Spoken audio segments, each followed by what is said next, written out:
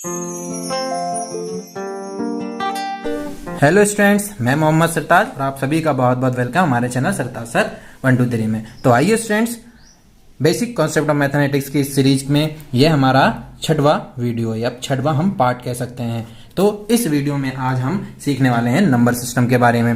तो स्टूडेंट्स, सबसे पहली बात आती है कि नंबर सिस्टम यानी नंबर्स के बारे में, जिसमें हमको सीखना है कि अलग अलग प्रकार के नंबर्स होते हैं, संख्याएं होती है, यानी इसमें हम संख्या पद्धति के बारे में सीखने वाले हैं। तो आइए स्टूडेंट्स, संख्या पद्धति में हम शुरुआत आज करने वाले हैं कि नेचुरल नंबर क्या होते हैं, होल नंबर क्या होते हैं। यानी संख्याएं बहुत सारे प्रकार की होती है, यानी नेचुरल नंबर किसे कहा गया है, होल नंबर किसे कहा गया है, इंटीजर्स किसे कहा गया है, यानी प्राकृतिक संख्याएं क्या होती है, पूर्ण संख्याएं क्या होती है ना, पूर्णांक संख्याएं क्या होती है, अभाज्य संख्याएं क्या होती हैं। ऐसे बहुत सारी संख्याएं हैं जिनको आज हम समझने वाले हैं और आज आपके डाउट सारे क्लियर होने वाले हैं। बहुत ही मजा आने वाला है स्टूडेंट, बस आप लोग हमारे साथ जुड़े रहें।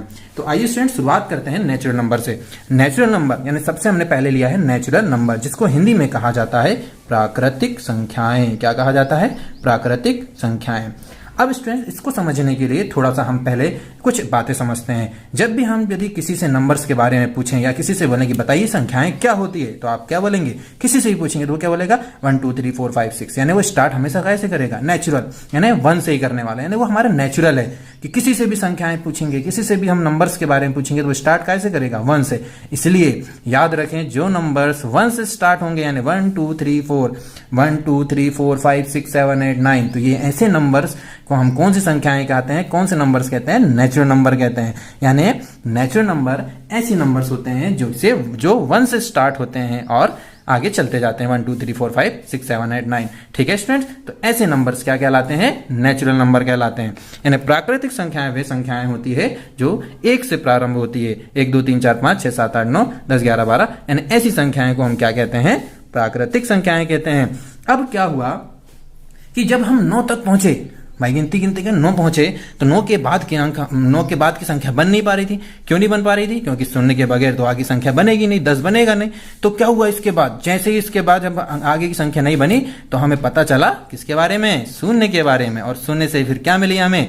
एक मतलब शून्य जैसे ही मिला हमारी संख्याएं कंप्लीट हो गई। इसीलिए इस शून्य से जो मतलब हमने शून्य को जैसे ही इसमें शामिल किया, यानी 1 2 3 4 5 6 7 8 9, इसमें जैसे ही शून्य शामिल हुआ तो वो संख्याएं कौन सी संख्याएं बन गई? जैसे ही 0 शामिल हुआ तो वो नंबर्स कौन से नंबर्स बन गए? होल नंबर बन गए। यानी हमको अब सारे नंबर मिल गए।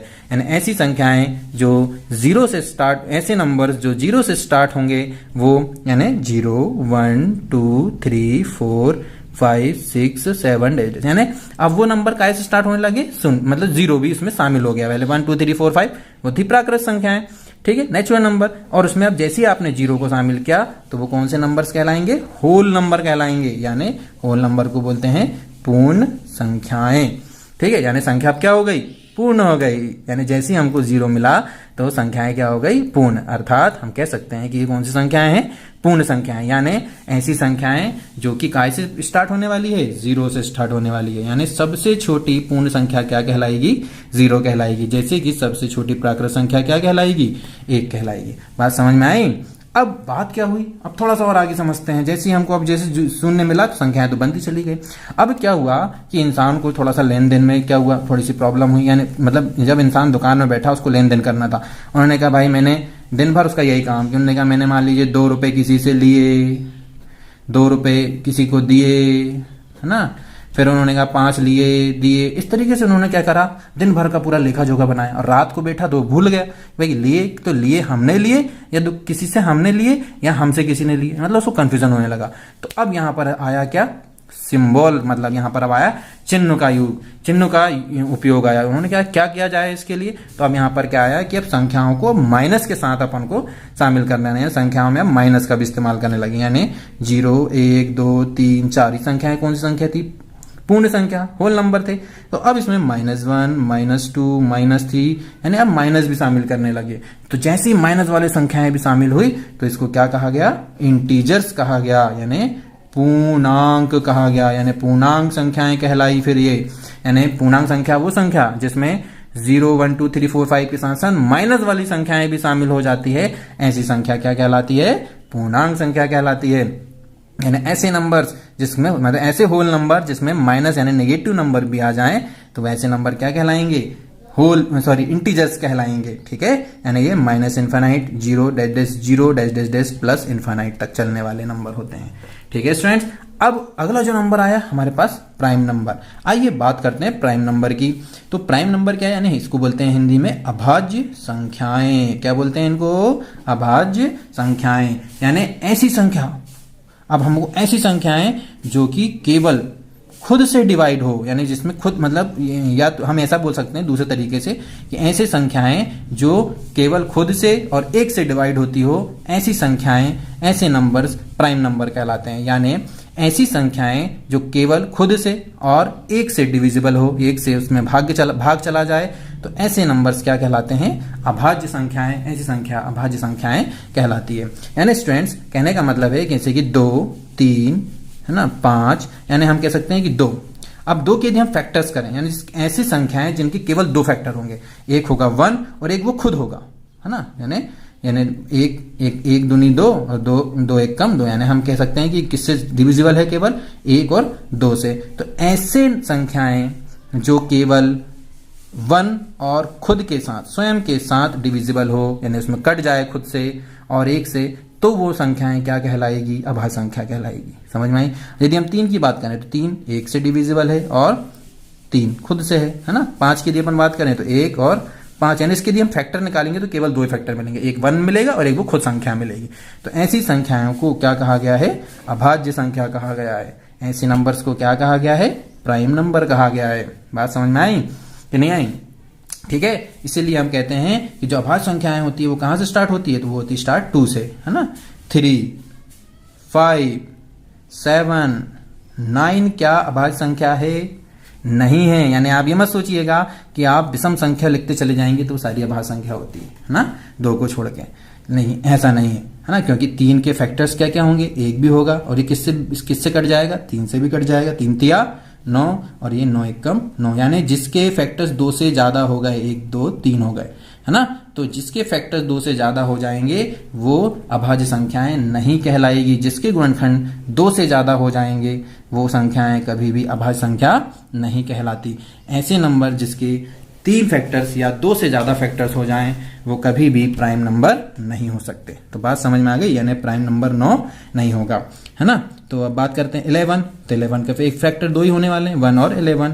13, 15 नहीं आएगा, 17, यानी ऐसी संख्याएं जो केवल 1 यानी 1 और खुद के साथ, मतलब जो लिखा है 17 लिखा है तो 17, 17 है 17, 13 लिखा है तो 13, है ना, इनसे डिवाइड हो या इनसे कट जाए तो ऐसी संख्याएं को हम क्या कहते हैं, अभाज्य संख्या कहते हैं, प्राइम नंबर कहते हैं। उम्मीद करता हूं स्टूडेंट्स कि आपको समझ में आ रहा होगा। चलिए आगे बढ़ते हैं थोड़ा सा और। अब अगला जो नंबर आता है प्राइम नंबर के बाद हम बात करते हैं कंपोजिट नंबर की। किसकी बात कर रहे हैं स्टूडेंट्स, कंपोजिट नंबर की। किसकी बात कर रहे हैं, कंपोजिट नंबर। अब कंपोजिट नंबर क्या होते हैं, हिंदी में बोलते हैं इसको संयुक्त नंबर, संयुक्त संख्याएं। बड़ा मजेदार है ये भी। अब संयुक्त संख्या क्या होती है, कंपोजिट नंबर क्या होते हैं, तो ऐसी संख्याएं जिनके 2 से ज्यादा फैक्टर होते हैं। अभी हम अभाज्य संख्या में क्या कह रहे थे स्टूडेंट, कि जिसके केवल 2 फैक्टर हो, खुद और एक, है ना। लेकिन कंपोजिट यानी संयुक्त संख्या, कंपोजिट नंबर उसको कहा जाता है, ऐसी संख्याओं को कहा जाता है, ऐसे नंबर्स को कहा जाता है जिसके 2 से ज्यादा फैक्टर हो। ठीक है, यानी जिसके 2 से ज्यादा फैक्टर। 2 से ज्यादा फैक्टर का मतलब समझिए, जैसे एग्जांपल के लिए हम लेते हैं 4। ठीक है, तो 4 किस से डिविजिबल है, 1 से, है ना। 1 भी उसका फैक्टर है। 2 2 4 और 4 1 4, तो कितने फैक्टर आ गए इसके, 3 आ गए ना 2 से ज्यादा। तो 2 से ज्यादा फैक्टर मतलब ये कौन सा नंबर कहलाएगा, कौन सा नंबर कहलाएगा, कंपोजिट नंबर कहलाएगा। यानी ऐसी संख्या जिसके 3 गुणनखंड हो या 2 से ज्यादा गुणनखंड हो, 3 4 5 जितने भी गुणनखंड हो सकते हैं, ज्यादा ही होना चाहिए, लेकिन किससे ज्यादा, 2 से ज्यादा। तो ऐसी संख्याएं क्या कहलाने वाली है, संयुक्त संख्याएं कहलाने वाली है। मजा आया। यानी जिसके 2 फैक्टर केवल बन रहे हों वो क्या कहलाएगी, अभाज्य संख्या। जिसके 2 से ज्यादा बन रहे हों, जिसके फैक्टर्स, जिसके गुणनखंड 2 से ज्यादा हों, वो क्या कहलाएंगी, संयुक्त संख्या कहलाएगी। समझ में आ रहा है स्टूडेंट्स, है ना। तो अब जैसे बात कर लेते हैं 4, है ना, और उसके बाद ले लेते हैं 4 5 नहीं होगा, 5 तो इसमें आ रहा है, मतलब ये जो अभाज्य है वो तो कंपोजिट हो नहीं सकती, मतलब जो अभाज्य नहीं होगी वो सब क्या है, कंपोजिट है ना। तो 4, 9 है ना, 9 की जैसे मैंने बताया था निकाल के यहाँ पर 3 फैक्टर निकल गए थे, है ना। तो ये कौन सी संख्या कहलाएगी, 9 कंपोजिट यानी संयुक्त संख्या कहलाएगी। ठीक है, 15 है ना, ये संख्याएं जो है ये क्या कहलाएगी, कंपोजिट नंबर संयुक्त संख्याएं कहलाएंगी। समझ में आई बात? ठीक है, उम्मीद करता हूं कि ये सारी चीजें या सारी संख्याओं के बारे में, संख्याओं की जानकारी, संख्याओं को पहचानने में अब आपको दिक्कत उतनी नहीं होगी। चलिए अब अगले नंबर की बात करते हैं स्टूडेंट्स। अगला जो है नाम सुने होंगे आपने, even number. Even number, even number को क्या बोलते हैं, सम संख्याएं। सुने कि नहीं सुने नाम? सुनिए आप। सम संख्याएं क्या होती है स्टूडेंट्स, ऐसी संख्या जो 2 से डिविजिबल हो, यानी 2 से कट जाए, ऐसी संख्या को क्या कहा जाता है, सम संख्या। हाँ, एक बात और कंपोजिट नंबर की ध्यान रखना कि सबसे छोटी कंपोजिट नंबर कौन सा है, 4, यानी इसका मतलब 1 भी कंपोजिट नहीं है, 2 भी कंपोजिट नहीं है, 3 भी कंपोजिट नहीं है, ये कंपोजिट नंबर नहीं है। इसलिए सबसे छोटा कंपोजिट नंबर क्या है, 4। अब ये क्यों नहीं है, फैक्टर्स, 1 की बात ही छोड़ दो, 2 की यदि बात करें तो उसके 2 फैक्टर होते हैं, 3 की यदि बात करें तो वो तो अभाज्य संख्या है ना, तो उसके भी 2 फैक्टर्स होते हैं। इसीलिए 2 से ज्यादा फैक्टर होने के लिए किसकी हुए, 4 की हुए। सबसे छोटा नंबर, सबसे छोटी संख्या कौन सी जिसके 2 से ज्यादा फैक्टर हो रहे हैं, वो यही है ना। इसलिए सबसे छोटा कंपोजिट नंबर क्या कहलाएगा, 4 कहलाएगा। सबसे छोटी संयुक्त संख्या क्या कहलाएगी, 4 कहलाएगी। समझ में आ रहा ना? ठीक, इवन नंबर, सम संख्या के बारे में बात करते हैं। तो यानी ऐसी संख्याएं जो किससे मतलब डिविजिबल हो, 2 से, यानी ऐसी संख्या जिसमें 2 से भाग चला जाए वो संख्या क्या कहलाती है, सम संख्या कहलाती है। 2, 4, 6, 8, 10 डैश डैश डैश, और जिसके यूनिट डिजिट ही ये हो, है ना। जैसे मान लीजिए 2, 4, 2, यानी यूनिट डिजिट क्या है, 2, 4, 6, 8 या 0। यदि ये दिख रहा है यूनिट डिजिट किसी का भी, किसी भी संख्या का, किसी भी नंबर का, तो याद रखिएगा कि वो कौन सा नंबर होने वाला है, इवन संख्या होने वाली है, इवन नंबर होने वाला है। यानी ऐसी संख्याएं जिसके इकाई में 2, 4, 6, 8 और 0 हो, वो सारी संख्याएं, क्योंकि वो 2 से डिवाइड हो जाएगी, 2 से उसमें भाग चला जाएगा, इसलिए ऐसी सभी संख्याओं को कौन सी संख्या कहा जाएगा, सम संख्या कहा जाएगा। समझ में आया? विषम इसका अपोजिट हो जाएगा, है ना। इसको इंग्लिश में बोलते हैं ऑड नंबर, है ना। इसको हिंदी में बोला जाता है विषम संख्या। तो विषम संख्या बड़ी आसान, जो सम संख्या जो है, मतलब सम संख्या काय से डिविजिबल है, यानी कि सम संख्या में किससे भाग चला जा रहा था, 2 से, तो विषम संख्या में 2 से भाग नहीं जाएगा। यानी ऐसी संख्या जिसमें 2 से भाग नहीं जाता वो कौन सी संख्या कहलाती है, विषम संख्या कहलाती है। ऐसे नंबर जो 2 से डिविजिबल नहीं है वो क्या कहलाएंगे, ऑड नंबर। जैसे कि 1, 3, 5, ये कोई भी 2 से पूरे डिवाइड नहीं हो रहे हैं, 2 से मतलब इसमें 2 से पूरे डिविजिबल नहीं हो रहे हैं, तो ये सब नंबर कौन से कहलाते हैं, ऑड नंबर कहलाते हैं। आ रहा समझ में स्टूडेंट्स? अब बात आती है अगली बात कि अगला क्या है। अगला जो है हमारे पास अगला जो नंबर हम लाने वाले हैं वो है अगला नंबर रैशनल नंबर के बारे में बात करते हैं। कौन से नंबर के बारे में बात करते हैं स्टूडेंट्स, रैशनल नंबर के बारे में बात करते हैं। चलिए अगला नंबर हमारे पास है रैशनल नंबर।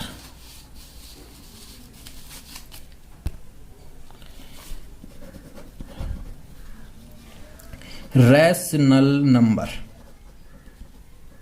चलिए आइए स्टूडेंट्स, अब अगला नंबर जो हमें लेके आए हैं वो है रैशनल नंबर। अब रैशनल नंबर क्या होते हैं, थोड़ा सा इस पर भी बात कर लेते हैं। इसको हिंदी में बोला जाता है परिमेय संख्या।